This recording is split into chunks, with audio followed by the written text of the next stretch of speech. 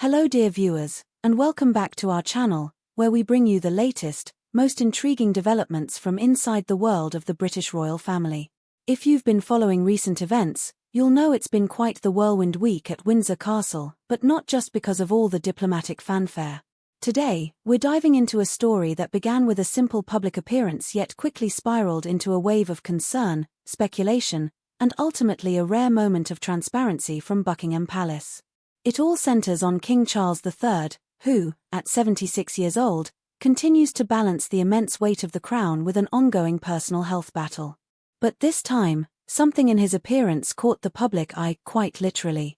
It started on a bright Tuesday afternoon, under that classic English summer sky, when King Charles stepped out to formally greet French President Emmanuel Macron for the start of a high-stakes three-day state visit. The two leaders were all smiles, flanked by soldiers in gleaming ceremonial uniforms, marching bands, and the elegant backdrop of Windsor's historic walls. Cameras clicked. Broadcasters went live. Everything was set for another polished chapter in the royal diplomatic playbook. But as the king paused to exchange pleasantries with his French counterpart, something was glaringly out of place. Viewers around the world quickly noticed that the monarch's right eye was visibly bloodshot, not the mild redness of fatigue, but a bright, unmistakable red splotch that stood out starkly against the crisp white of his eye. Within minutes, social media lit up with concerned questions. Had something gone wrong? Was this tied to his ongoing cancer treatment? Was the king, perhaps, more unwell than palace sources had admitted? It's important to understand just how sensitive this moment was for the royal household. Ever since Buckingham Palace confirmed earlier this year that King Charles had been diagnosed with cancer without specifying the exact type or prognosis, there's been a delicate balance between reassuring the public and protecting the monarch's privacy. Any visible sign of ill health now gets magnified 1,000-fold. So it's no surprise that whispers started swirling immediately. Some speculated it might be a side effect of chemotherapy. Others wondered if it was a sign of deeper complications. Even mainstream outlets, usually cautious not to stoke panic, began running cautious headlines about the king's alarming appearance. But here's where things took an interesting turn, and, arguably, a refreshing one. Instead of retreating into their old habits of stiff upper lips and stonewall silence, Buckingham Palace made the rare choice to speak up almost instantly.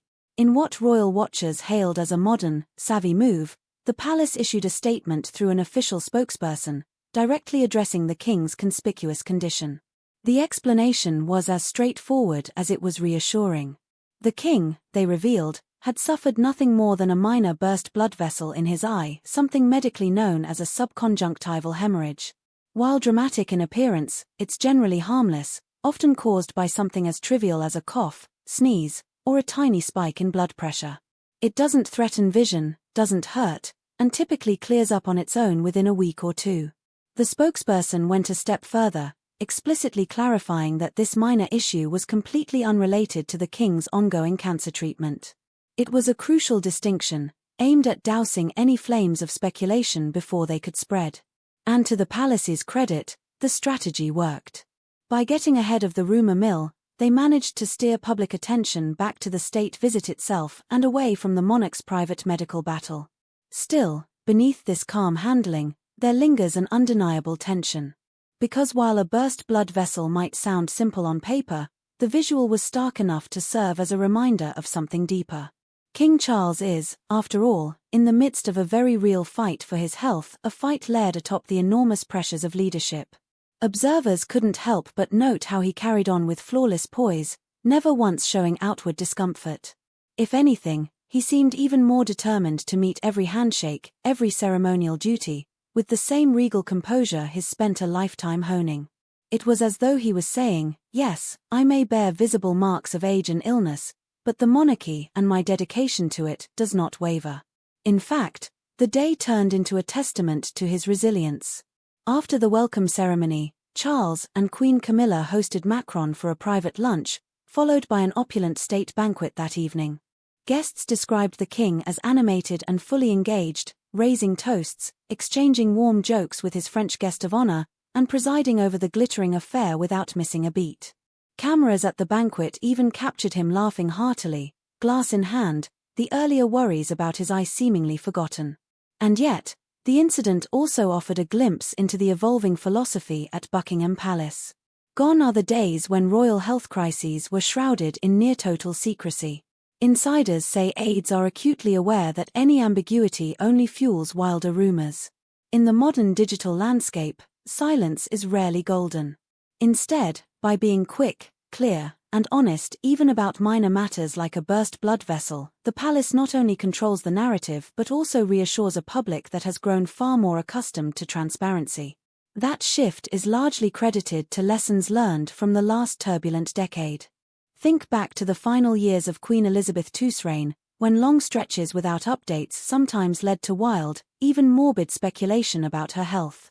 Or more recently, the cascading confusion over Princess Catherine's disappearance from public life for months earlier this year, before her own cancer announcement.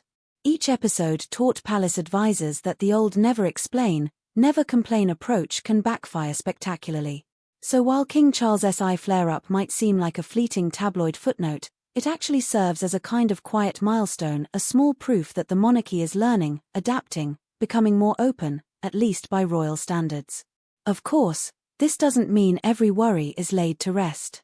For many loyal subjects and observers, the king's cancer remains the heavy shadow behind each new appearance. His decision to continue such a demanding schedule, from greeting foreign leaders to hosting major banquets and overseeing a delicate royal family transition behind the scenes, inspires admiration but also concern. Is he pushing himself too hard?